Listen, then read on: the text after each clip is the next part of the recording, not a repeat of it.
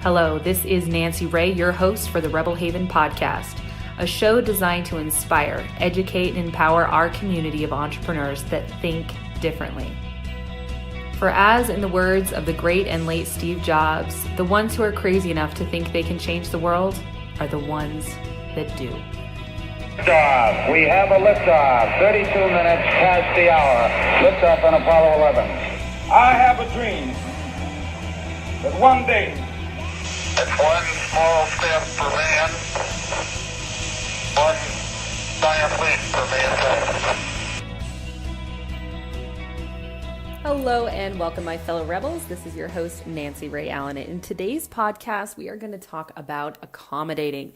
So this is something I see very commonly out there in the world of highly evolved, conscious beings that are spiritual, that are on the planet with a purpose, and are really well educated and understand that so much of people's behavior, most of people's behavior is rooted in their own insecurity and their own childhood issues and their own trauma and their own drama. And so we can understand when we see someone being hurtful or driving crazy or being angry or being on edge, we really get it. We're like, oh man. Whereas when you're uninformed about these things, you see people acting, crazy or angry and you're like, oh, you idiot, blah, blah, blah, blah, blah. But oftentimes the more spiritual you become, right, the more compassion you actually have for people. And this can become incredibly disempowering if it's not watched. If you're not keeping a check on yourself, you check yourself before you wreck yourself, you'll find yourself doing what I have lovingly labeled enlightened disempowerment. This is where you're so enlightened and you're so aware that every single human is just, this little wounded child that's just navigating this big, crazy, scary world. And you're so empathetic, right? You're like the ultimate empath where you can see and feel and understand all things. And it's crazy because some of the most spiritual, intuitive people I've ever seen, this is what they struggle with, right? The more you become this way, the more you can accommodate and make room for and make excuses for people. And when you swing the pendulum this far, you move into what is enlightened disempowerment, where you allow people to walk all over your space and your boundaries. And we're going to be talking today about drawing a line in the sand and not allowing that anymore. So in life, we always get what we will tolerate. So if you're wanting to experience better relationships, better food in your life, better all of those things, it is about changing and adjusting what you will tolerate in your space.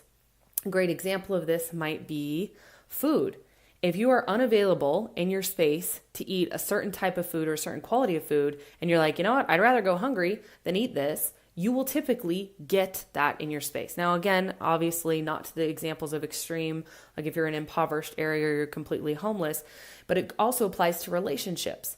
If you say, you know what, this is my standard of how I will be treated and the quality and the caliber of person that I want in my romantic partnership role, you will get whatever your minimum standard is. So I always recommend going inside and getting to that internal value place and drawing those lines. And it's about having a hard inner line. And then on the outside, being soft, being very empathetic, being compassionate, being understanding. But in the inside, having a hard, solid line of what you will or will not allow in your experience. So one of my examples of this would be, again, in personal relationships. So for me, I have 3 deal breakers for my romantic partner. One is abuse of any kind. Physical, mental, emotional abuse. That's a complete deal breaker for me. That is the line. The second is addiction. Any sort of addiction that drives and controls this person's behavior. I understand and know that addiction leads to lying and manipulating, and addictions tend to just get worse and worse and worse and worse. At one point, one beer was enough, and now it's 10, and now it's 12, and now it's 14. And addictions are like this non-satiable hunger that drives human behavior and is typically surrounded in a ton of shame and a ton of lying. So for the person to be in my romantic relationship with me, they cannot be abusive in any way, shape, or form, and they cannot have an addiction that they're currently battling. Third, they cannot cheat on me. Now, I know out there in the world of, awakened and enlightened, there are more and more commonly open relationships or relationships with more flexibility in what it means to be in a committed relationship, and that is totally fine.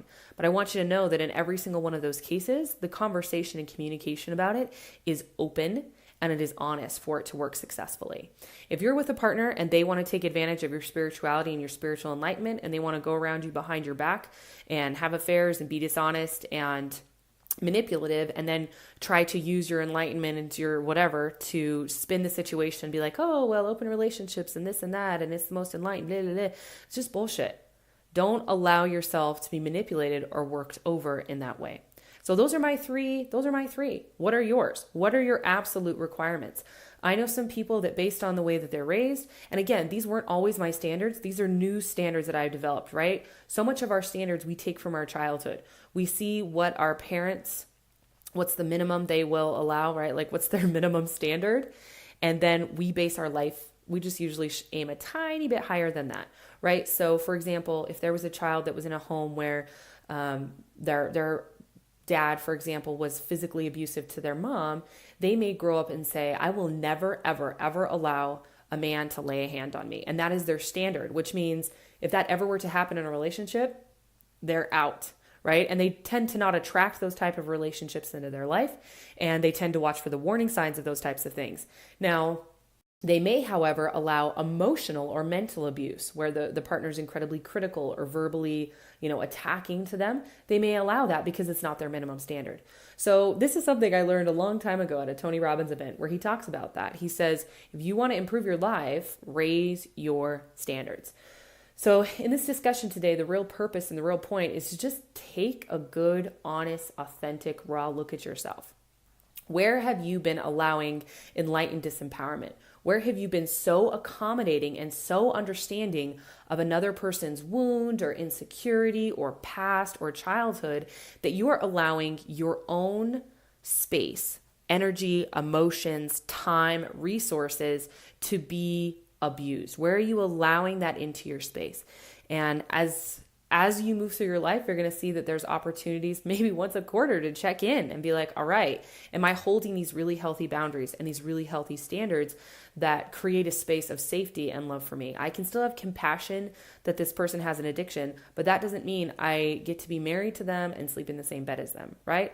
I can still be compassionate that this person had a really rough childhood without letting them yell at me in the middle of the street. You can have compassion and have boundaries and have both. And it takes a very strong, energetically masterful being to hold both sides of the spectrum. Typically, people are either way over to the side of extreme boundaries and no compassion, or they're way over to the side of compassion with no boundaries.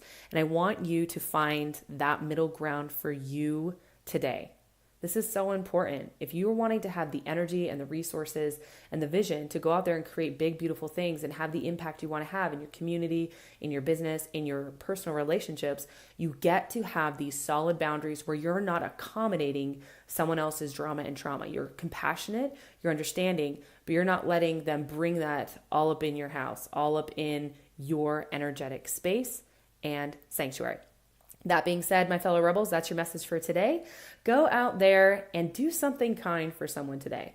Spread a smile, spread a positive thought, and remember to hold your boundaries. As always, whatever it is that you're dreaming or believing in achieving, it is yes, yes, yes, absolutely possible.